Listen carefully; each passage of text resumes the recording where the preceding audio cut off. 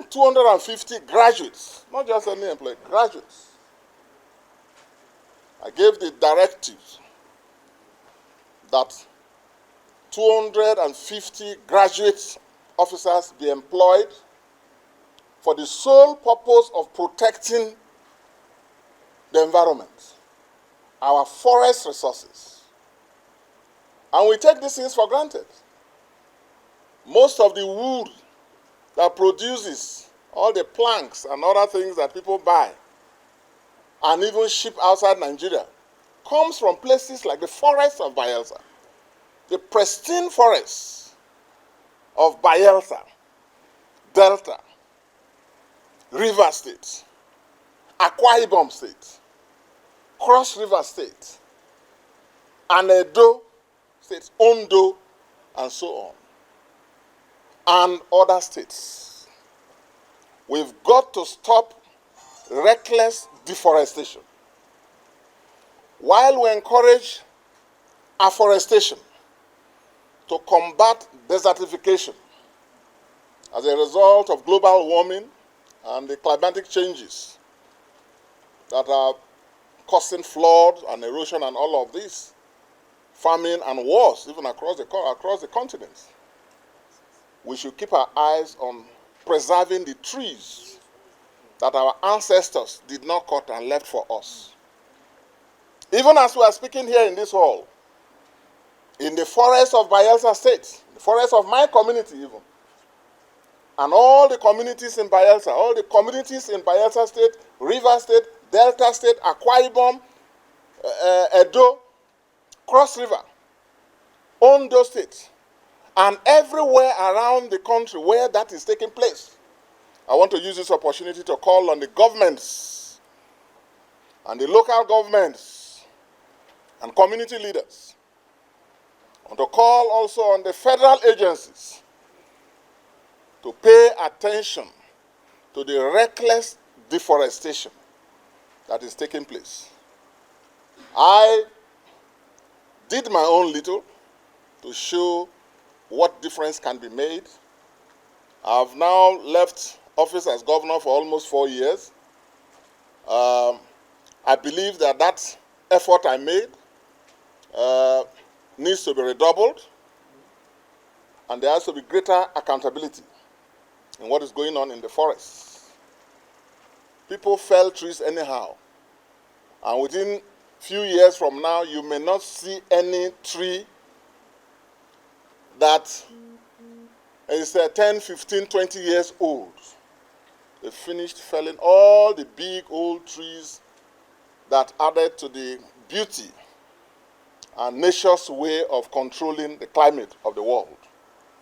So I want to thank you also for acknowledging this, and I hope that this also is one area people should leverage on. Now, as senator, with or without a committee appointment, I've always been a friend of the environment. As I said in my Zoom message, we will always use any platform to add our voice and also to initiate action that will make our environment a better place for all of us. Because as I said in that speech, and you all heard it, the environment is the collective heritage of all mankind. There is no Bayelsa environment. There is no Kano environment. There is no Sokoto environment.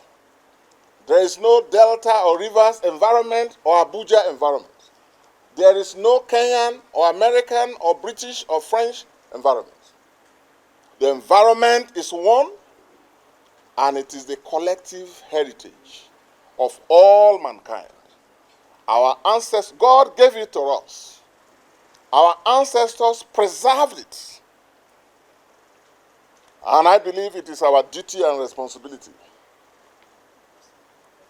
to preserve it and to pass it on, if possible, in a better shape and in a better form to our succeeding generations. So I thank you all, the coalition of NGOs for this honor. And I assure you that in me, you will always have a friend and a brother of the environment and a partner.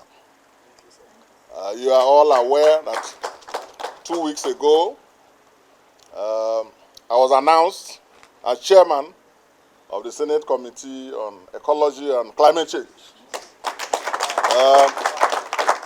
One of the few senators who never spoke to anybody about any juicy committee. Never spoke to anyone, never desired any. Told them to do, give me any responsibility. We are here for service, are we not? Sure. Yes, so, and I was assigned that responsibility. And as I do in every of my endeavors, this assignment will also be given utmost attention and passion and dedication. I've never failed in any assignment given to me, and this will be no exception. So if somebody somewhere felt, Senator Dickson, let us keep him in one small corner, juicy or non-juicy, grade A or grade C or grade D, it's immaterial to me. We are here for national service and for service to humanity. And that service they shall get.